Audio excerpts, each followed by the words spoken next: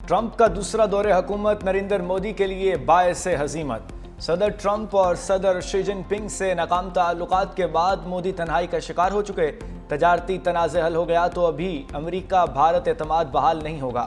امریکی اخبار new York Times کا تجزیہ، اخبار کے مطابق بھارتی وزیر اعظم دونوں سپر پاورز کے ساتھ وفا نہ کر سکے۔ ٹرمپ نے پاک بھارت جنگ بندی کا اعلان کیا، پاکستان نے خیر مقدم کیا، بھارت ٹرمپ کے دعوے کی تردید کرتا رہا۔ پاکستان نے ٹرمپ کو نوبل انعام کے لیے نامزد کیا۔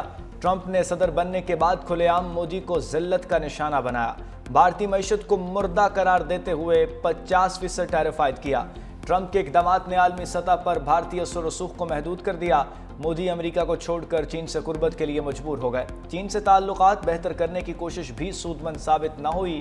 چین نے پاک بھارت جنگ میں کھل کر پاکستان کا ساتھ دیا۔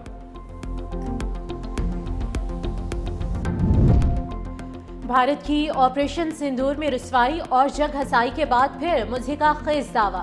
بھارتی ایئر چیف کا جنگ کے 3 ماہ بعد 6 پاکستانی طیارے گرانے کا بھونڈا دعویٰ۔ بھارتی فضائیہ کے سربراہ نے بغیر کسی ثبوت کے یہ دعویٰ کیا۔ بھارتی ایئر فورس کی پیشہ ورانہ اہلیت پر مزید سوالات کھڑے ہو گئے۔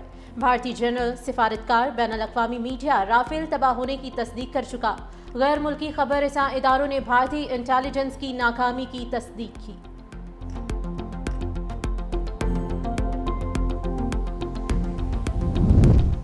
وزیر دفاع خواجہ آصف نے بھارتی ایئر چیف کے دعووں کو مسترد کر دیا۔ خواجہ آصف کا بھارت کو اپنے طیاروں کی انوینٹری سامنے لانے کا چیلنج، کہا آپریشن سندور میں ایک بھی پاکستانی طیارہ تباہ نہیں ہوا۔ بھارتی فضائیہ کے تاخیر سے کیے گئے دعوے مضحکہ خیز اور ناقابل یقین ہیں۔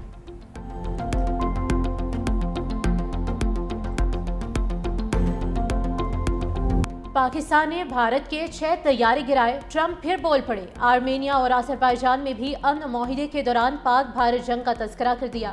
آذربائیجان کے صدر الہام الیوف اور آرمینیا کے وزیر اعظم نیکول پشینیان نے وائٹ ہاؤس میں جنگ بندی معاہدے پر دستخط کیے۔ صدر ٹرمپ نے میڈیا سے گفتگو میں کہا کہ پاکستان اور بھارت ایٹمی جنگ کے دہانے پر تھے۔ میں نے کہا جنگ نہیں، تجارت کرو۔ دونوں ممالک نے دانشمندی کا ثبوت دیا۔ روس یوکرین جنگ بندی بھی بہت قریب ہے۔ روس اور یوکرین کے صدور سے جلد ملاقات ہونے والی ہے۔ امن معاہدہ کرانے پر آذربائیجان اور آرمینیا کے رہنماؤں نے بھی صدر ٹرمپ کو نوبل انعام دینے کی سفارش کر دی۔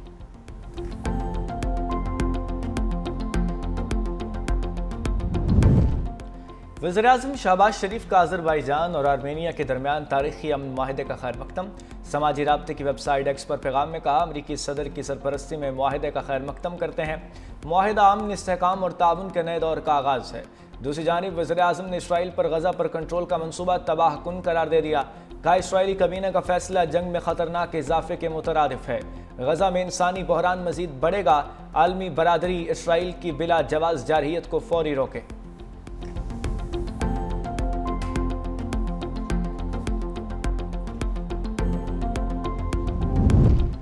کیا صدر ٹرمپ روس یوکرین جنگ ختم کرانے میں کامیاب ہوں گے؟ دنیا کی نظریں 15 اگست کو ٹرمپ پیوٹن ملاقات پر لگ گئیں۔ صدر ٹرمپ اور پیوٹن نے 15 اگست کو الاسکا میں ملاقات کی تصدیق کر دی۔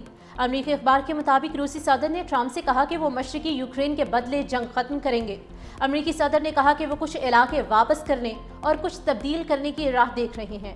دوسری جانب صدر زیلنسکی کا کہنا ہے کہ یوکرین کی شمولیت کے بغیر تنازع کا حل ممکن نہیں، اپنی زمین قابضین کو نہیں دیں گے۔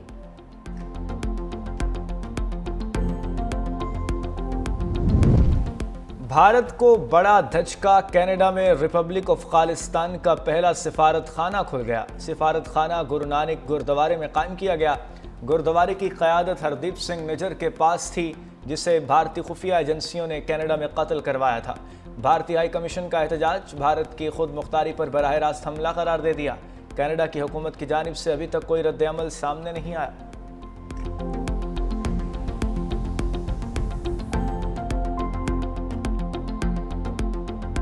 سیکیورٹی فورسز کا بھارتی حمایت یافتہ دہشت گردوں پر کاری وار۔ پاک افغان سرحد کے قریب یوب میں کلیئرنس آپریشن کے دوران مزید 14 دہشت گردوں کو جہنم واصل کر دیا۔ آئی ایس پی آر کے مطابق ہلاک دہشت گردوں کی تعداد 47 ہو گئی۔ در اندازی کی کوشش پر 33 دہشت گردوں کو گزشتہ روز انجام تک پہنچایا گیا تھا۔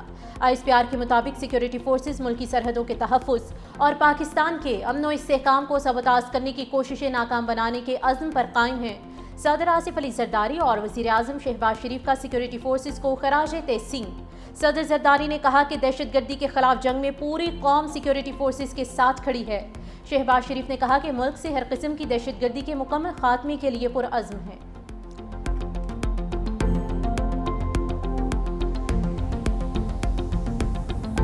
معصوم لوگوں کا قتل و غارت کر کے اپنے آپ کو بلوچ کہتے ہیں۔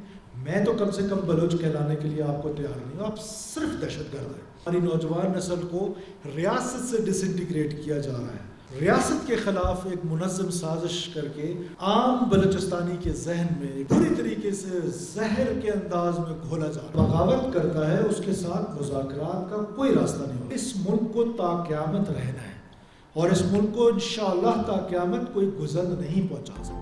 ریاست کے خلاف بندوق اٹھانے والوں کے ساتھ مذاکرات نہیں ہوں گے۔ دہشت گردی کا مذہب سے کوئی تعلق نہیں۔ وزیر بلوچستان سرفراز بگٹی کا استحکام پاکستان کانفرنس سے خطاب۔ کہا بلوچستان کو لاحاصل جنگ کی طرف دھکیلا جا رہا ہے۔ پاکستان کو توڑنے کی کوشش کرنے والوں کو مارکہ حق میں جواب مل گیا۔ میرے پاکستانی ہونے کی پہچان مجھ سے قیامت تک کوئی نہیں چھین سکتا۔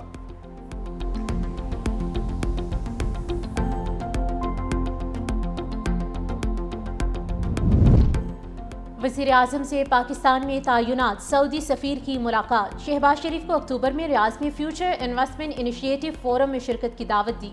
ملاقات کے دوران خطے کی حالیہ پیش رفت پر بھی تبادلہ خیال۔ نائب وزیر اعظم اسحاق ڈار، وزیر اعظم کے مشیر طارق فاطمی اور ڈاکٹر توقیر شاہ بھی ملاقات میں موجود تھے۔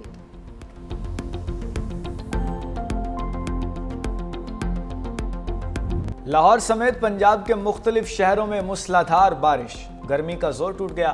لاہور کے نشیبی علاقے اور اہم شاہراہیں زیریاب، روڈ پر بارشی پانی جمع ہونے سے ٹریفک کا نظام درہم برہم ہو گیا۔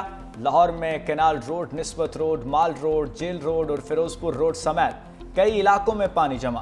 گرمی اور حبس کی چھٹی ہونے پر شہریوں نے بھی سکھ کا سانس لیا۔ سب سے زیادہ بارش 86 ملی میٹر پانی والا تالاب میں ریکارڈ۔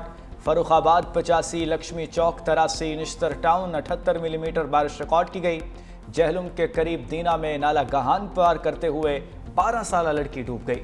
محکمہ موسمیات کی 13 اگست سے لاہور میں بارشوں کا نیا سسٹم داخل ہونے کی پیشگوئی۔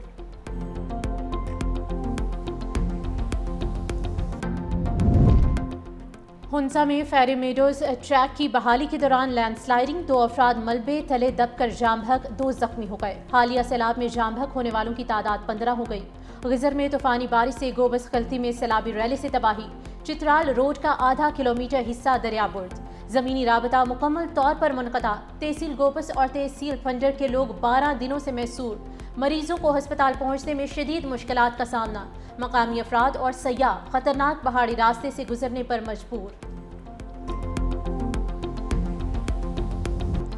پاکستان سپر لیگ کا جادو سر چڑھ کر بولنے لگا۔ بی بی سی نے پی ایس ایل کو دنیا کی دوسری دلچسپ ترین فرنچائز قرار دے دیا۔ لیگ میں سنسنی خیز مقابلوں نے دنیا بھر کے شائقین کرکٹ کا دل جیت لیا۔ بی بی سی کی رپورٹ میں پی ایس ایل کئی پہلوؤں میں آئی پی ایل سے بہتر قرار۔ پی ایس ایل میں شامل بیٹرز اور بالرز کی بہترین توازن نے I L T20، the 100 league, C P L اور بگ بیش کو بھی پیچھے چھوڑ دیا۔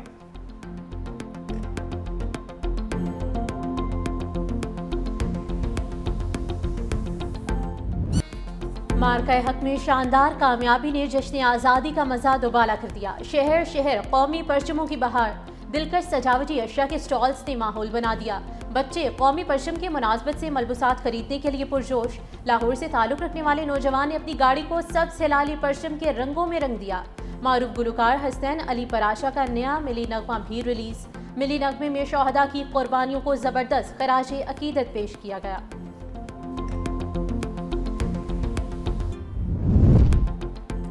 سندھ حکومت کے زیر اہتمام جشن آزادی کی تقریبات جاری۔ ایکسپو سینٹر کراچی میں آج مشاعرے کا اہتمام۔ سینئر وزیر سندھ شرجیل انعام میمن نے کہا، مارکہ حق میں شاندار کامیابی کی خوشی میں پوری قوم جشن منا رہی ہے۔ سندھ حکومت کی جانب سے 13 اگست کو نیشنل اسٹیڈیم میں بھی خصوصی پروگرام ہوگا۔ وزیر بلدیات سعید غنی نے کہا، آج کراچی کی تاریخ کا سب سے بڑا مشاعرہ ہوگا۔ آتش بازی بھی کی جائے گی۔ کل سکھر میں میوزیکل کنسرٹ ہوگا۔ یہ جشن آزادی بھی ہے اور مارکہ حق کی خوشیاں بھی ہیں، تو ہماری کوشش یہ ہے کہ ہر بڑے ایونٹ کے اختتام پر آتش بازی ہم ضرور رکھیں تاکہ خوشی کا ایک اظہار ہوتا ہے، اور کہیں پابندی نہیں ہے کہ اگر مشاعرہ ہوگا تو آتش بازی نہیں ہو سکتی ہے، اس لیے کہ جہاں بڑی تعداد میں شہری موجود ہوں تو وہاں ایک موقع ہوتا ہے کہ آپ آتش بازی کے ذریعے اپنی خوشی کا اظہار کر سکتے ہیں۔ مشاعرہ ہوگا، اس کے بعد آتش بازی ہوگی، کراچی کا کانسرٹ ہوگا، آتش بازی ہوگی۔ اپوزیشن کے پاس جمہوری اختیار ہے، چاہے وہ سندھ میں ہو یا پنجاب میں ہو یا بلوچستان میں یا خیبر پختونخوا، کہ اگر ہمارے ممبران ایک ممبر بھی زیادہ ہوا، ہم نے وفاق میں بھی ان کے لیڈر کو اٹھا کے باہر پھینکا تھا، آج بھی ہم جب چاہیں عدم اعتماد کی تحریک، کیونکہ 30-35 آزاد ممبران ہیں، لیکن ابھی مجھے یہ خدشہ ہو رہا ہے کہ ایسے نو کہ پی ٹی آئی خود ہی اپنے وزیر اعلیٰ کے خلاف عدم اعتماد لے آئے۔ خدشہ ہے خیبر پختونخوا میں پی ٹی آئی خود ہی وزیر اعلیٰ گنڈا پور پر عدم اعتماد کرے گی۔ جو صوبے میں امن لائے گا اس کے ساتھ کھڑے ہوں گے۔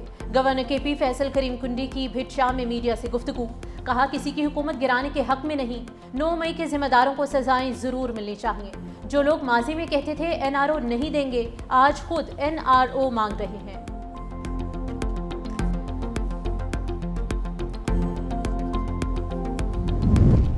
سابق اپوزیشن لیڈر عمر ایوب کی عبوری ضمانت کی درخواستیں خارج۔ انسداد دہشت گردی عدالت لاہور میں جناح ہاؤس عسکری ٹاور سمیت 9 مئی کے 3 مقدمات کی سماعت۔ عدالت نے 1 روزہ حاضری معافی کی درخواست بھی مسترد کر دی۔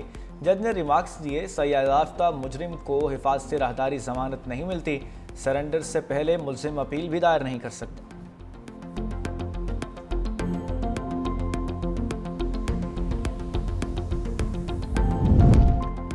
بانی تحریک انصاف کی 9 مئی ضمانت بعد از گرفتاری کی اپیلیں سماعت کے لیے مقرر۔ سپریم کورٹ کا 11 اگست کو سماعت کے لیے 3 رکنی بینچ تشکیل۔ چیف جسٹس یحییٰ آفریدی بینچ کی سربراہی کریں گے۔ جسٹس شفیع صدیقی، جسٹس گل حسن اورنگزیب بینچ میں شامل۔ رجسٹرار آفس نے 8 اپیلوں پر سماعت کی کاز لسٹ جاری کر دی۔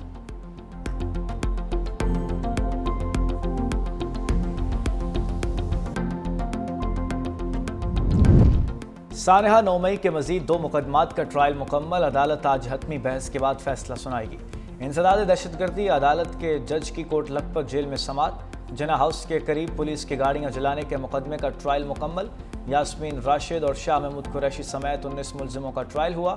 تھانہ شادمان نظر آتش کیس کا جیل ٹرائل بھی مکمل۔ یاسمین راشد، عالیہ حمزہ اور صنم جاوید سمیت 26 ملزم شامل۔